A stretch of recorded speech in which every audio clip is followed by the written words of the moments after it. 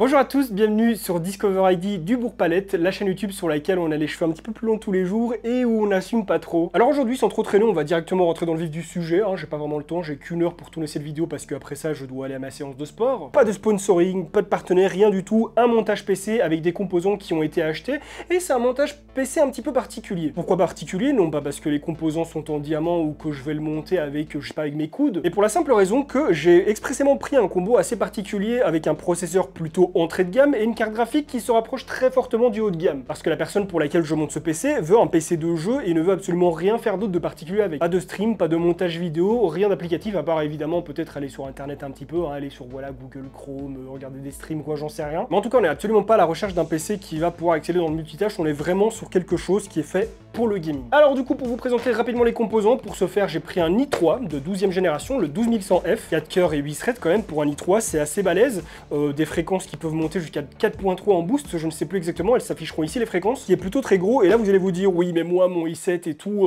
non mais sachez que ici, à partir du moment où vous avez un i7 genre 7700K et peut-être même 8700K, mais vous vous faites balayer par ce processeur, arrêtez avec votre i7 de mort là. Donc ça là clairement une petite bombe, après voilà, 4 cœurs, c'est vite pénalisant pour certaines choses. Pour le jeu, on n'aura vraiment pas de soucis. Si vous voulez aller plus loin, là, ça va devenir un petit peu limité. Pour la carte mère, je suis allé chez MSI. J'ai pris une carte qui, pour moi, est clairement l'une des meilleurs rapports qualité-prix dans ce secteur-là. Clairement, la Pro Z690A de chez MSI, c'est vraiment une carte qui est super bonne, qui est hyper performante et qui est pas spécialement chère par rapport aux autres. Et ici, on est plus précisément sur le modèle Wi-Fi en DDR5 et vous allez voir que par rapport à ça, j'ai fait une petite bourde. Moi, je commande beaucoup sur Amazon. J'ai l'habitude d'aller très vite, de remplir mon panier, bam, bam, bam, bam, je commande. Et là, j'ai pas fait attention à quelque chose. Pour le stockage, un petit MP510 de chez Corsair, 1 Tera, c'est plus que suffisant. 3500 mégabits seconde en lecture et 3000 en écriture, c'est top, c'est parfait, il en faut pas plus pour ce genre de config là. Pareil, 1 Tera, il n'y a pas besoin de plus. Après c'est vrai qu'on aurait pu faire le famoso combo, voilà, SSD SATA en 2.5 et mettre un gros HDD sur le côté, mais je commence à trouver ça de plus en plus useless. Autant les SSD en 2.5 c'est encore très bon, mais les HDD ça commence vraiment à devenir lent. Il y a certains jeux comme par exemple Horizon Zero Dawn qui se lancent en 3 minutes sur un disque dur normal alors que sur le SSD ça va ultra vite, donc bon. Personnellement je préfère prendre des petits NVMe comme ça qui sont pas super chers. Le MP510 c'est vraiment une bonne rêve pour ce prix là. Pour refroidir le proc, j'ai pris un petit Noctua NH-U12S de la gamme Redux.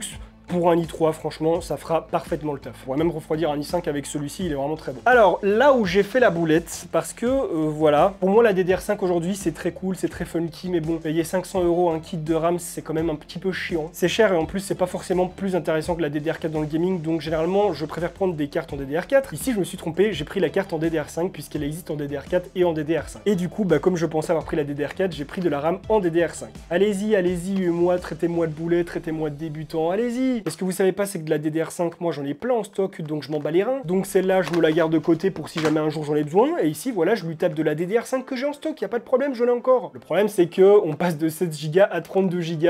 J'ai pas moins malheureusement en DDR5. Donc 32 Go, bah, pour les jeux actuellement, ça sert complètement à rien, mais vraiment pas du tout, nada. Mais au moins ça configure déjà de la RAM en DDR5, 32 Go pour si jamais bah, on se tape des jeux qui ont, je me demande de taper du 18 ou du 20 Go de RAM, peut-être que ça va arriver plus vite qu'on ne pense, je sais pas, même si on n'y est pas encore. Pour la carte graphique, et c'est là que vient toute la particularité de cette config, j'ai pris une RX 6700 XT de chez XFX, donc vous allez me dire, mais attends. Ah, il y a Corsair qui m'appelle, ils sont pas contents là. Oui, allô? Bon bah après un petit appel avec Corsair, ils m'ont dit tu te démerdes, tu tapes avec un marteau s'il faut, mais tu mènes au drame. Non, je plaisante, c'est absolument pas ça. Mais c'était bien Corsair. Bref, je disais, pourquoi mettre un i3 qui a un processeur entrée de gamme avec une 6700 XT qui frôle le haut de gamme? Eh bien, déjà comme je l'ai dit en début de vidéo, on a beau sur un i3, on est sur un proc qui est quand même très performant. Clairement, même s'il est dans l'entrée de sa gamme, on est quand même sur un proc qui vient doucement caresser comme ça, titiller des processeurs de chez Intel, des i7 de 8e voire 9e génération. Enfin, peut-être pas, mais au minimum oui, genre un i7 8700K. Donc techniquement, avec cette carte graphique, on n'est pas censé avoir de bottleneck, ou pratiquement pas. Évidemment, je vais m'en assurer avant de livrer cette config, et bon bah on s'en assurera ensemble en vidéo, mais selon moi, il y a peu de chances pour que cette carte graphique soit bottleneck par ce proc. Pour l'alimentation, une RM750, je pense pas qu'il y ait besoin d'autant pour une 6750, je ne l'ai encore jamais testé, c'est la première fois que je l'ai entre les mains. Je la connais en termes de perf, je sais où est-ce qu'elle se situe, mais en termes d'énergie, en termes de rendement, je sais pas encore ce que ça donne. Donc on va voir, mais techniquement, ça devrait passer large. Et pareil, bah le PC au moins grâce à ça restera évolutif. Si un jour il faut mettre une carte graphique plus grosse, on aura ce qu'il faut. Donc on va faire un peu de place pour accueillir le boîtier. Mesdames et messieurs, je pense que vous le connaissez, le petit Gunnir 110R de chez MSI. Boîtier qui a un très bon rapport qualité-prix, qui est mignon, qui est pas très grand, voilà, il est beau, il est RGB, et surtout qui fera le taf au niveau airflow pour une config de ce genre-là. C'est sûr que si j'avais mis un i9 et une 3090 dedans, ça aurait peut-être traité un peu short, et niveau airflow, peut-être pas très bon. Mais ici pour ça, franchement, ça va très bien faire le taf. Bref, bah écoutez, on va tout de suite se lancer dans le montage de ce PC. Aujourd'hui, petit truc un peu spécial, je me suis muni de ceci, un petit tapis de travail, tout simplement parce que bah, mon bureau, voilà, il est éclaté, il a des griffes partout, et à chaque fois, j'oublie de mettre des cartons quoi, donc je me dis, voilà, un petit tapis comme celui-ci, et sans plus attendre, on va commencer le montage de ce PC que je vais devoir monter en moins d'1 heure parce que je vais devoir aller à mon sport. Ça va être bien, je vais arriver au sport déjà en sueur, d'avoir couru partout, en plus il fait 47 milliards de degrés, JPP. Un petit peu tourner la caméra par là, pour que vous puissiez admirer le montage à distance. Pour le processeur, il y a un petit ventilateur qui est fourni avec. Intel ont changé pour cette génération, un petit ventilateur quand même qui est un peu plus la classe, et qui fait un petit peu moins cheap, un petit peu moins plastique que les anciens, mais bon, qui reste quand même très léger. Il y a un petit power-up, mais on n'y est pas encore non plus, hein, Intel.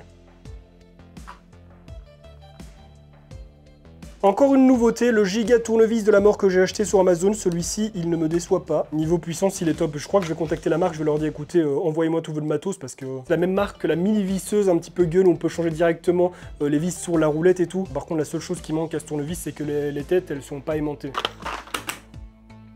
Alors Noctua, ça fait longtemps que j'ai plus placé un ventilateur à vous. Est-ce que vous êtes toujours en mode Playmobil ou est-ce que vous avez fait des efforts? Après, je critique absolument pas les ventilateurs Noctua, hein. Franchement, ils sont excellents, ils sont très bons et ça depuis toujours. C'est juste au niveau de la construction. Oh non, c'est toujours du Playmobil. Je suis désolé de vous l'apprendre, hein, je suis désolé pour Noctua, mais c'est plus Playmobil que jamais. Après, ce qui est cool, c'est qu'ils ont fait quelque chose qui est compatible LGA 12, LGA 17. Donc au moins à ce niveau-là, on est tranquille, mais c'est quand même un petit peu le bordel, hein. Donc pour LGA 17, les bleus, impeccable. Position 2 pour LGA 10. Ah, si je le mets à l'envers, ça va pas le faire. Est-ce que vous croyez que si pendant le montage de ce ventirad, je mets la musique Playmobil en avant les histoires, vous pensez que si je le fais, je me prends un DMCA, je me prends une atteinte au droit d'auteur? Quand même fort d'arriver à se faire rire soi-même, hein. Surtout vous, je suis sûr que vous rigolez pas du tout, là vous trouvez ça chiant. De toute façon, t'es pas un vrai dans l'hardware si t'as pas un clavier custom et que t'as pas un écran LG, hein. Que tous les écrans sont pourris sauf ceux d'LG, hein. Oh putain, faut que j'arrête de me foutre de la gueule des cons comme ça. Je pense que même eux, ils en rigolent du coup. Après LG, pas de problème, hein, j'aime bien vos écrans, mais bon, c'est pas les meilleurs non plus quoi. Ok, donc c'est ready, on va pouvoir tout mettre dans le boîtier. Ce qui est bien avec le Gunnir 110R, c'est qu'il est pas super cher, il est pas très grand, il est plutôt bien pour une petite config comme celle-ci, qui remplit pas non plus une place de malade. Et puis surtout, ici, t'as vraiment tous les ventilos, hein. T'en as 3 à l'avant, à l'arrière, pas comme la plupart des boîtiers, où t'auras peut-être un ventilo à l'arrière si t'as de la chance, et un à l'avant. Ça par contre, c'est un petit peu du foutage de gueule, hein. Nous faire croire que c'est suffisant pour l'airflow, et que du coup, bah, on doit racheter des autres ventilateurs, parce qu'ils ont pas fourni les autres avec, ça c'est vraiment foutage de gueule absolu. Seul truc qui est un petit peu dommage quand même, c'est le fait que la plaque IO-Shield ne soit pas directement fixée sur la carte mère. Ça fait pas mal de temps que j'avais pas dû mettre une plaque manuellement. Ah bon, c'est pas bien grave, hein, c'est pas la mort non plus, mais bon. Ah ben, la preuve que ça fait longtemps, c'est que je l'ai mis à l'envers.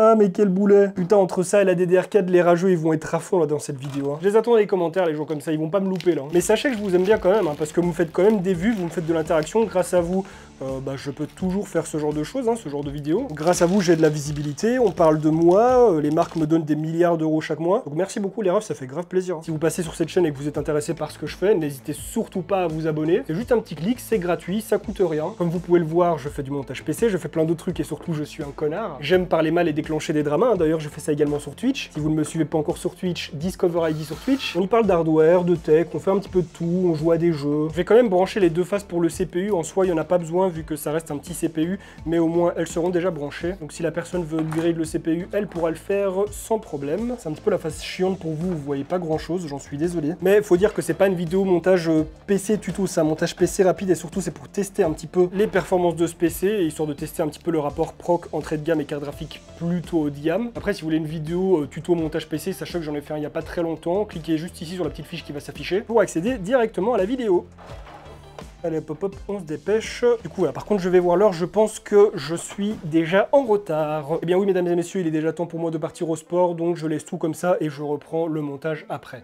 A few moments later. Et me voici de retour une heure plus tard pour poursuivre ce montage. Bon, vous excuserez le faux raccord d'événements, hein, mais bon, il fallait un petit peu que je me change, que je me rafraîchisse. Déjà qu'il fait 47 milliards de degrés dehors, mais en plus avec le sport, je vous dis pas l'enfer. Alors, du coup, on avait tapé ça comme ça, ok, on va faire passer les câbles PCIe. Je vais mettre de l'autre côté comme la dernière fois pour que vous puissiez voir un minimum ce que je fais au niveau du cable management. Donc ça, je vais venir le lock ici en haut, étant donné qu'on n'a plus aucun câble à faire passer. Vous voyez, par des chaleurs comme ça, là, j'ai envie de me poser sur une petite terrasse, là, une petite plage, je sais pas, et boire un bon cocktail. Bon, moi, quand je parle de cocktail, je parle pas de allez, viens, on va boire un mojito ou une caipirinha, Jäger bombe bien fraîche à cale. Oh, les pré-câblages, c'est vraiment un enfer. Hein. Ça dégage pour l'instant. Tac. La vérité, celui-ci, je le mets trop dessus. C'est peut-être un peu plus chiant qu'il sorte d'un autre port, mais au moins, il sera un peu plus tendu. Je pense que les marques devraient commencer à trouver un autre système pour le cable management au niveau des câbles RGB, parce que c'est vraiment le truc qui vient tout faire chier, quoi. Quoi, toi aussi, t'as ton mère les câbles RGB?